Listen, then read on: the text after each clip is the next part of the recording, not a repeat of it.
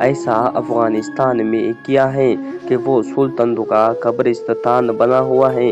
آج سے ٹھیک 43 برس قبل یعنی 24 دسمبر سن 1979 کو سوویت یونین افغانستان میں داخل ہوئی تھی۔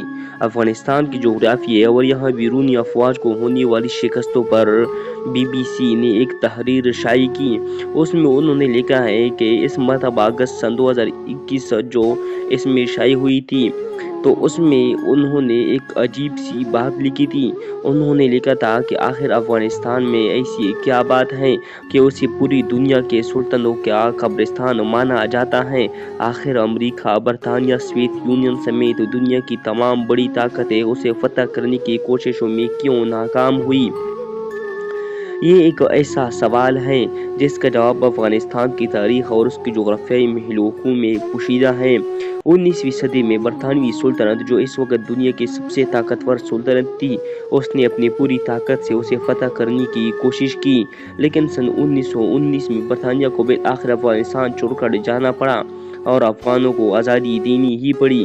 اس کے بعد سوویت یونین نے سن 1979 میں افغانستان پر حملہ کیا۔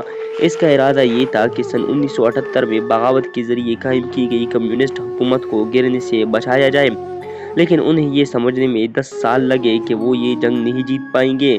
برطانوی سلطنت اور سوویت یونین کے درمیان ایک قدر مشترک ہے۔ جب دونوں سلطنتوں نے افغانستان پر حملہ کیا تو وہ اپنی طاقت کے عروج پر تھے، لیکن اس حملے کے ساتھ آہستہ آہستہ دونوں سلطنتیں ٹوٹ پھوٹ کا شکار ہونے لگیں۔ سن 2001 میں امریکی قیادت میں افغانستان پر حملہ ہوا اور کئی سالوں تک جاری رہنے والی جنگ میں لاکھوں افراد شہید ہوئے۔ اس حملے کے 20 سال بعد امریکی صدر جو بائیڈن نے افغانستان سے اپنی فوج کو واپس بلانے کا فیصلہ کیا۔ یہ ایک متنازع فیصلہ تھا جس پر پوری دنیا میں شدید تنقید کی گئی۔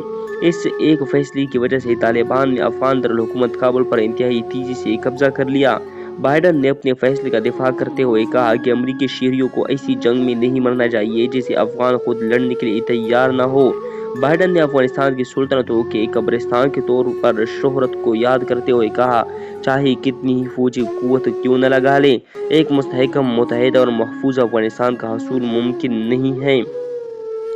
حالیہ صدیوں میں افغانستان کو کنٹرول کرنے کی کوشش کرنے والی دنیا کی طاقتور فوجوں کے لیے افغانستان ایک قبرستان ہی ثابت ہوا ہے۔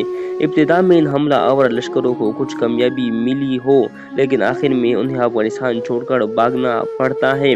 افغانستان کی تاریخ پر افغانستان سلطنتوں کا قبرستان نامی کتاب لکھنے والے اور دفاع اور خارجہ پالیسی کے تجزیہ کار ڈیوڈ اسبی، جنہوں نے BBC منڈو کو بتایا، ایسا نہیں ہے کہ افغان کافی طاقتور ہیں، لیکن افغانستان میں جو کچھ ہوا ہے اس کی وجہ حملہ آور قوتوں کی غلطیاں ہیں۔ آخر یہ غلطیاں کیا ہیں؟ مصنف نے لکھا ہے کہ اگر غیر جانبداری کے ساتھ دیکھا جائے تو افغانستان ایک مشکل جگہ ہے۔ یہ ایک پیچیدہ ملک ہے جہاں انفراسٹرکچر کی صورتحال نگفتہ بابا ہے، بہت محدود ترقی ہے اور یہ حصہ ہر طرف زمین سے گھرا ہوا ہے۔ بہرحال وہ مزید یہ لکھتا ہے کہ سوویت یونین، برطانیہ یا امریکہ کسی بھی سلطنت نے افغانستان کے ساتھ لچیلے پن کا مظاہرہ نہیں کیا۔ وہ اپنی راہ جانا چاہتے تھے اور وہ گئے بھی، لیکن انہوں نے کبھی افغانستان میں موجود پیچیدگیوں کو نہیں سمجھا۔ اکثر کہا جاتا ہے کہ افغانستان کو فتح کرنا ناممکن ہے۔ یہ ایک غلط بیان ہے۔ ایرانیوں، منگولوں اور سکندر نے افغانستان کو فتح کیا ہے، لیکن وہ زیادہ عرصے نہیں ٹھہرے۔ 2-3 سال حکومت کی، افغانوں نے ان کو شکست آخر دے دی، لیکن یہ بات یقینی ہے کہ یہ ایک ایسی دلیری ہے جس کی قیمت چکانی پڑتی ہے، اور اس سے قبل کابل پر حملہ کرنے والی آخری 3 بڑی سلطنتیں اپنی کوشش میں بری طرح ناکام ہو چکی۔ 19ویں صدی کے بیشتر حصے میں افغانستان وسطی ایشیا کو کنٹرول کرنے کے لیے برطانوی اور روسی سلطنتوں کے درمیان جنگ کا ایک اہم سٹیج تھا۔